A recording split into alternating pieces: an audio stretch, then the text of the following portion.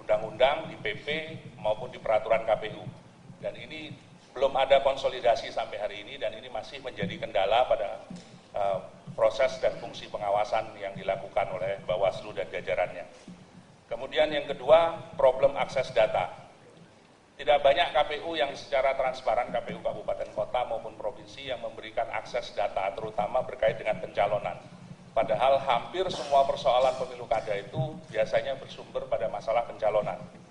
Sampai hari ini masih juga menjadi masalah dan bagi kami ini merupakan tantangan yang paling berat.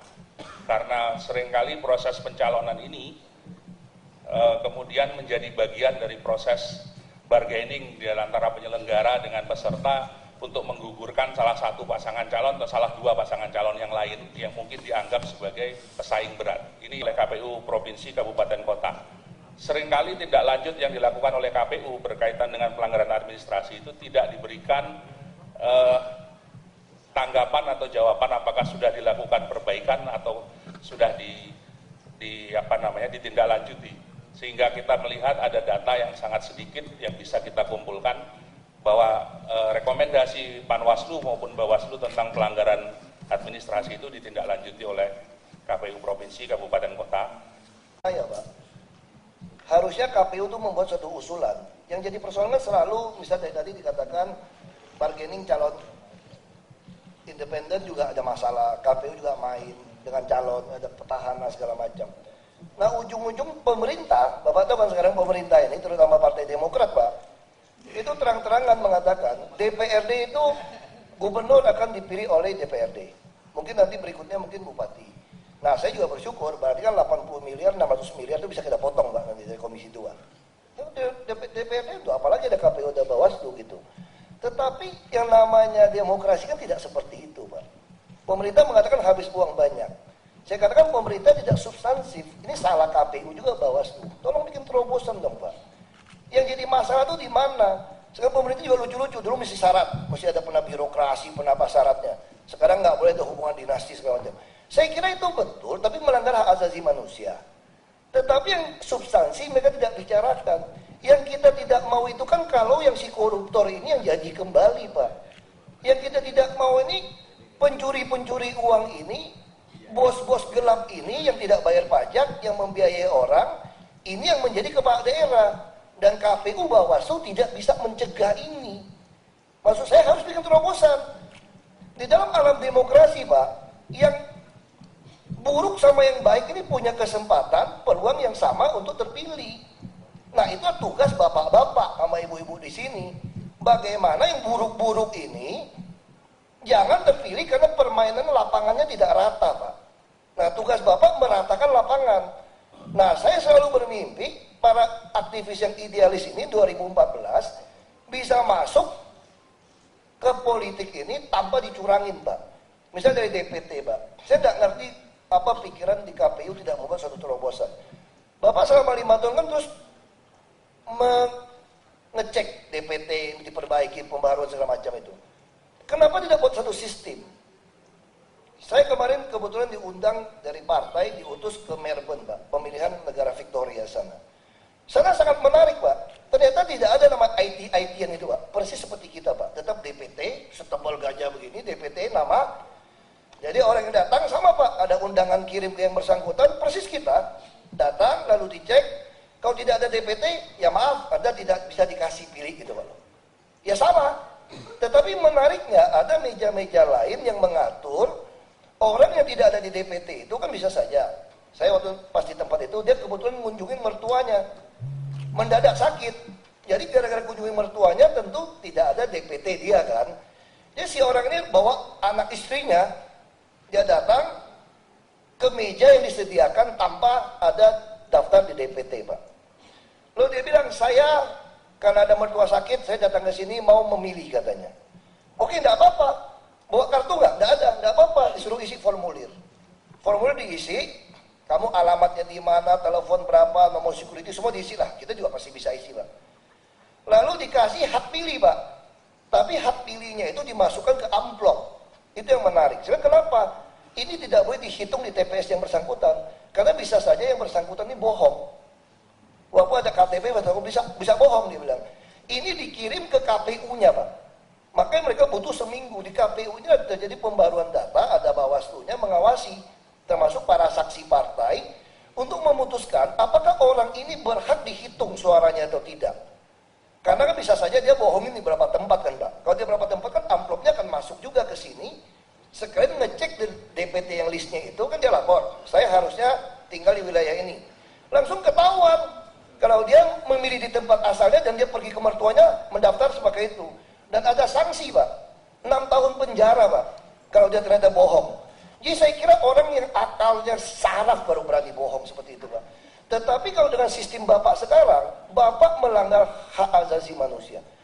Bapak mempasang iklan, biaya begitu besar, supaya masyarakat ikut partisipasi memilih. Tetapi orang yang begitu rajin sampai ke TPS, Pak, hanya gara-gara DPT-nya tidak ada namanya, Bapak hilangkan hak pilihnya. Apalagi kalau KPUD-nya juga oknumnya main, Pak. Seperti saya kan alamin dulu, Pak, DPT itu kosong, Pak. Siapa yang datang perlu diisi tangan. Bapak boleh cek, Pak, pemilihan gubernur Bangka Belitung itu isi tangan, Pak. Hampir semua DPT-nya itu isi tangan, tidak ada di dalam list tertulis. Jadi itu sangat-sangat keterlaluan. Jadi apa? Berarti bapak-bapak membuat permainan lapangan tidak rata, yang buruk yang terpilih, Pak. Itu dari sisi pendaftaran DPT. Nah itu saya mau tanya, kenapa KPU tidak ada terobosan seperti itu? Lalu yang kedua, Pak, kita tahu, saya tidak mempersoalkan sistem komputer Bapak, Pak. 2009 kemarin, kok saya tahu persis ada sesuatu yang aneh gitu, Pak. Satu kecamatan di Kabupaten Belitung, saya dari sana, Pak, dari jam 2 dihitung sampai jam 5, satu kecamatan saya sudah 8.000 suara saya, Pak. Begitu direkap, suara tinggal 6.000, Pak, seluruh kabupaten, Pak. Lalu seluruh Pulau Bangka, 5 kabupaten kota, waktu Bapak masih bikin rekap di Borobudur, saya sudah nilainya 17.000. Lawan saya baru 3.000, 2.000. Begitu selesai rekap, saya sudah 17.000, dia 35.000, Pak. Lalu bagaimana saya bisa duduk di sini, Pak? Karena kemudian Belitung Timur ada membuat film dokumenter saya, Pak, dari perusahaan film. Dia filmin semua, waktu ngisi hitung itu, oknum sana nggak berani main, Pak. Saya menang 44%, duduklah saya di DPR sini. Nah, pertanyaan saya, kenapa Bawaslu tidak mau foto? Saya buktikan kemarin pemilu kada di Beltim, saya turunkan kamera, turunkan digital, saya shoot semua, itu masih ada oknum mau main. Di dalam lembaran kertas itu dia tidak mau tulis lokasi TPS-nya, dibikin kosong. Itu kan pelanggaran. Karena saya komisi 2, saya bisa pulang, ini pelanggaran, saya bilang. Begitu dia tulis, kita filmkan, tidak ada suara yang berubah, Pak. Makanya adik saya bisa dapat 42,67%. Maksud saya, apakah Bawaslu KPU tidak ngerti urusan begitu murah tidak bisa saudara lakukan? Ini untuk mencegah maling-maling yang jadi pejabat. Supaya idealis-idealis aktivis ini bisa bertanding yang sama. Kalau tidak, Pak, kita frustrasi semua. Lalu seperti quick count. Kenapa LSI bisa quick count? Dia bukan ngarang-ngarang, Pak. Itu betul-betul tiap orang melaporkan dari TPS-nya. Di Australia juga sama ternyata, Pak. Jadi mereka langsung ditelepon, Pak. Saya bilang, bagaimana kalau teleponnya bohong? Ini kan tercatat, ada handphone, ada jaringan handphone, ada telepon biasa. Kalau yang tidak ada hanya sekelompok kecil lah. Jadi semua sudah dilaporkan langsung keluar secara nasional. Kalau terjadi katanya, begitu pengurus PPK atau PPS-nya datang, yang menelepon tidak sesuai dengan tertulis, dia bisa pidana, Pak, karena banyak saksi. Bapak bayangin kalau kita belanja lewat bank, Pak, ya, itu kan ditanya, saya confirm ya, hari ini jam sekian kamu bicara dengan saya, itu terekam gitu, Pak. Kita bisa bangun sistem itu. Jadi sehingga yang tertulis memang tertulis itu yang menjadi terakhir, tetapi suara masuk sudah nggak bisa dielakkan gitu, Pak. Kecuali bapak-bapak memang ada niat mau main, Pak. Kalau nggak ada niat main, ini sistem terbaik. Saya mulai curiga, apakah di KPU Bawaslu ada oknum yang memang mau main gitu loh. Kenapa tidak mau bikin sistem yang baik? Ini murah sekali kok. Nah itu pikiran saya. Nah, terus yang lagi yang satu mengenai uang. Ini berbicara soal politik uang segala macam, Pak. Kita juga kasihan orang nggak punya duit ikut pilkada, Pak.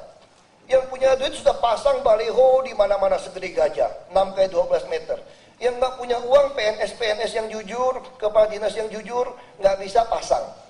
Padahal PNS itu adalah birokrat yang terbaik, bisa melayani sebetulnya. Nah, kalau dia jujur bisa menjadi pejabat publik, tapi nggak bisa tanding. Kenapa tidak KPU? Dia kan pasti sosialisasi. Siapa calonnya? Semua fotonya ada. Kenapa tidak semua buat peraturan, calon tidak boleh pasang baliho, kecuali KPUD. Kalau calon saya merasa KPUD kurang balihonya, saya mau pasang. Boleh dipasang, asal Anda juga masukkan foto lawan Anda. Yang disetujui, jangan warnanya dikurangin. KPU bisa bikin aturan itu. Nah, ini maksud saya terobosan ini yang harus KPU Bawaslu pikirin gitu loh. Jangan cuma ngabisin 1 triliun nggak ngaruhan. Kita ingin demokrasi ini ada hasil. Sekarang sementara, menurut saya sudah ada oknum-oknum di pemerintah ini yang menuduh demokrasi ini gagal. Kita pengen kembali ke otoriter. Oh nggak bisa. Kalau lewat DPRD, tiap tahun nyogok itu anggota DPRD. Yang kaya DPRD. Nah terus yang ini titipan terakhir Pak, ini terobosan supaya permainan lapangannya merata Pak ya. Kita sudah meratifikasi konvensi PBB melawan korupsi Pak. Itu di Undang-Undang Nomor 7 tahun 2006. Itu namanya itu pasal itu illicit enrichment, kekayaan yang tidak wajar Pak. Hari ini Bapak tahu nggak, banyak pengusaha gelap untuk menguasai sumber daya alam termasuk kades, mereka nggak bisa jadi bupati, jadi kepala desa loh Pak. Untuk menguasai sumber daya alam dengan menjadi kepala desa dan bupati atau wali kota atau gubernur. Jadi bahaya sekali kalau pengusaha-pengusaha gelap ini bukan hanya membayar penguasa tapi menjelma menjadi penguasa sehingga dia menjadi penguasa hak. Nah, tetapi kalau Bapak bikin sistem dengan berdasarkan illicit enrichment tadi, kita ada selalu Bapak kalau calon kan mesti laporkan RHKPN, ada SPT pajak. Bapak-bapak ini ibu nggak serius. Saya waktu mau jadi gubernur, jadi bupati, cuma tunjukin stempel KPK saja, sudah laporkan kekayaan, sudah terima kok. Saya bisa bohongin bapak-bapak. Harusnya umumkan dong LHKPN, seluruh calon kepala daerah. Bapak cek, kalau harta saya 10 miliar, kira-kira pantas nggak saya 10 miliar? Usaha saya sendiri, saya bayar pajak nggak berapa? Kalau saya tidak sesuai, kalau saya masih ngotot mau ikut, sita buat negara hartanya. Disitulah rekonsiliasi kita Pak. Jadi mantan koruptor, silakan Anda nikmati korupsi Anda, asal jangan main-main melawan aktivis yang idealis. Itu fungsi KPU Bawaslu maksud saya. Kalau tidak, 5 tahun saya di sini pun nggak ada gunanya bapak-bapak ngabisin uang maksud saya. Itu kira-kira pendapat saya. Bapak silakan komentar. Maunya saya seperti itu Pak. Terima kasih Pak. Di KPU Bawaslu, di DPR itu waktu ngomongnya 3 menit, telepon di ruangan nggak boleh, terlambat itu nggak boleh nanya sebenarnya.